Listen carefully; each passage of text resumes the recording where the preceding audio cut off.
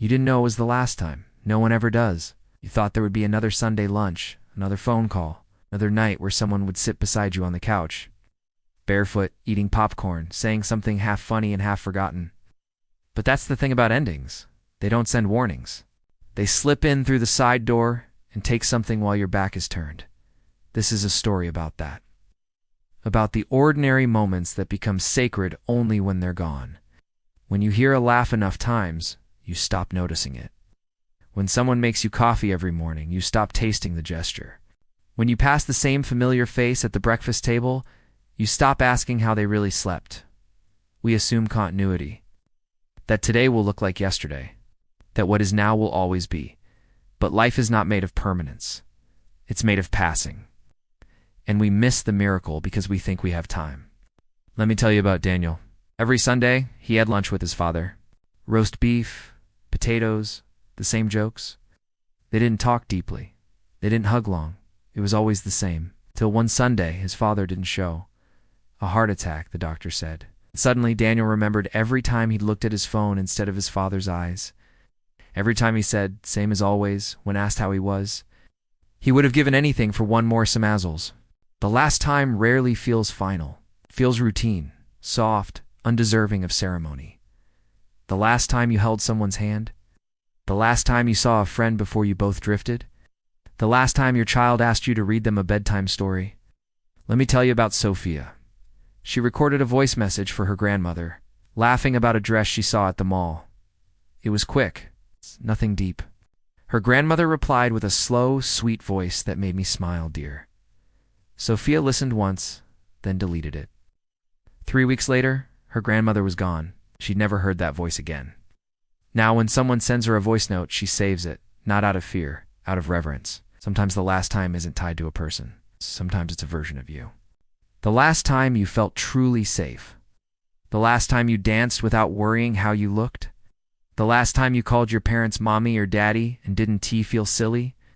These moments slip away not because we push them, but because we grow. And growing always costs something. Let me tell you about Amir.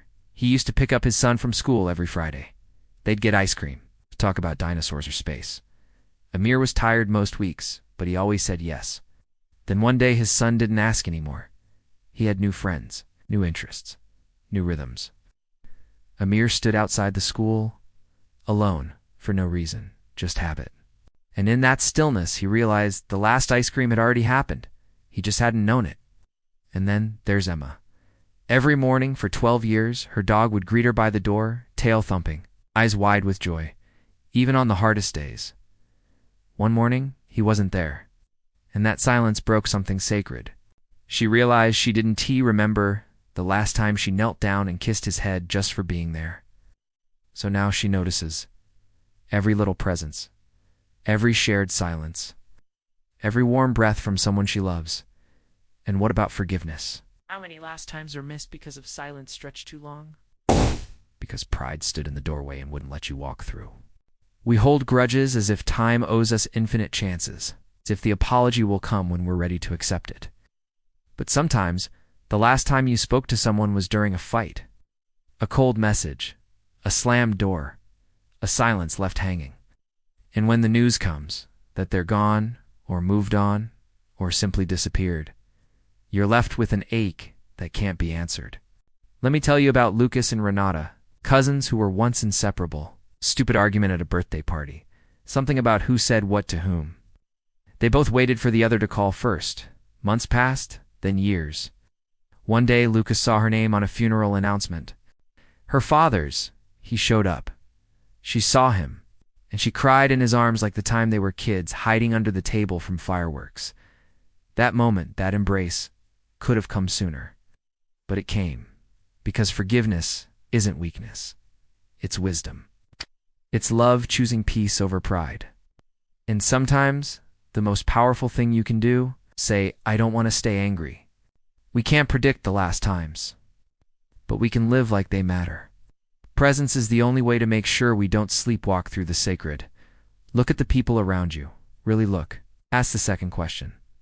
Linger in the hug. Smile with your eyes, not just your mouth. Say the words you keep saving for a more perfect moment, because now is the perfect moment. Let me tell you about a line in Leo. Best friends since high school. They saw each other less after college. Life does that. One afternoon they met for coffee. It was casual, rushed, emails buzzing, phones lighting up. Before they left, Leo said, "I'm proud of you, you know?" Aline laughed it off. "You're being weird." They hugged briefly. A month later, Leo died in a car accident. In that sentence, "I'm proud of you," became something holy. Aline still hears it when things get hard. The ordinary afternoon became a temple. We think fear keeps us from joy, but it's indifference that steals the most. To love with open eyes is to know something may end, and still give your whole self to it. To love even when it's fragile. It's even when it might break. Even when there may not be a next time, and there may not. It's what makes it beautiful. So don't wait. Hug a little tighter. Pause when you say goodbye. Keep the voice message. Watch their eyes when they smile. Forgive. Reach out. Say it. One day you'll realize that was the last time. Let it be full. Let it be real. Let it be enough.